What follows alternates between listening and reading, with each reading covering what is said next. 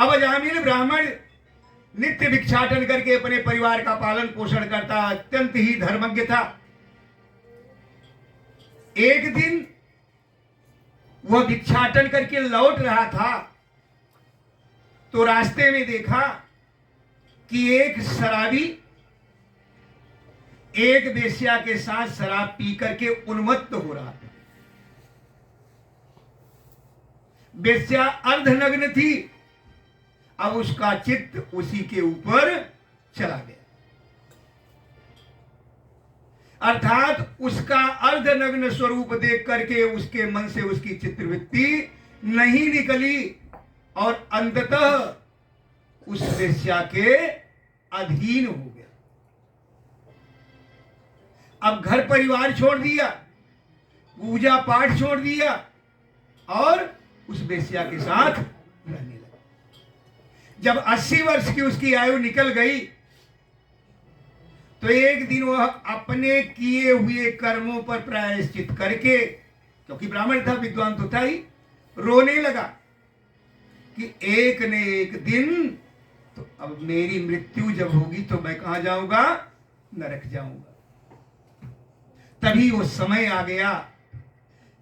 एक दिन उसके 10 पुत्र थे और 10 पुत्रों में सबसे छोटे पुत्र का नाम क्या था? उसके नारायण था। 80 वर्ष की आयु में प्रायश्चित कर ही रहा था कि तब तक वो समय आ गया कि अब इसे जाना है। जैसे ही वो बेहोशी अवस्था में पहुंचा कि फटाफट यमराज के दूत दंड फांस में लिए उसके पास पहुंच गए। उन्हें देखते ही वह डर गया। बेहोशी यानी पूर्ण बेहोश नहीं, पूर्ण चेतना नहीं।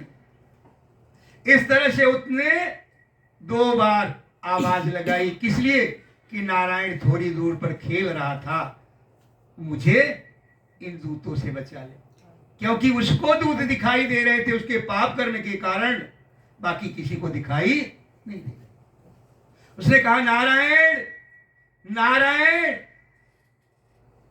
जैसे ही आवाज लगाई कि भगवान नारायण के, मेरे परमपिता परमात्मा के दूतों ने सोचा कि यह तो कोई भगवान का भक्त है जो कष्ट में पड़ा है, और तत्क्षण भगवान के द्वारा भेजे गए भगवान के दोनों दूत वहां पहुंच गए। भगवान के दूतों ने कहा कि हम दूतों, तुम कहां आ गए हो? यमदूतों ने कहा कि भाई तुम कहां आ गए हो? यह तो ब्राह्मण होकर के ब्राह्मण के कर्म को छोड़ दिया, पहला पाप किया, वेश्या के साथ रत हो गया, दूसरा पाप किया, यह तो सीधा कहां जाएगा? नरक में जाएगा। भगवान विष्णु के दूतों ने कहा कि आपको और आपके यमराज को याद है कि नहीं?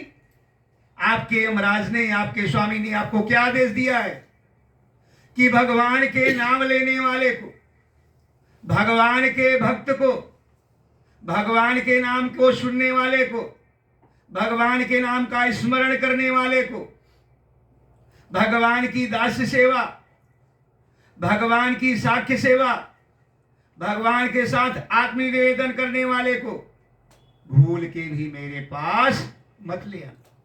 मैं मानता हूं कि यह पापी है, इसने पाप कर्म किए हैं, इसे नरक जाना चाहिए, लेकिन इसने नारायण भगवान का नाम लिया है। बेशक इसने नाम अपने पुत्र को बुलाने के लिए लिया, अनजाने में लिया, लेकिन कब लिया? कि जब इसके प्राण निकलने वाले हैं। इसलिए पहली बार के नाम से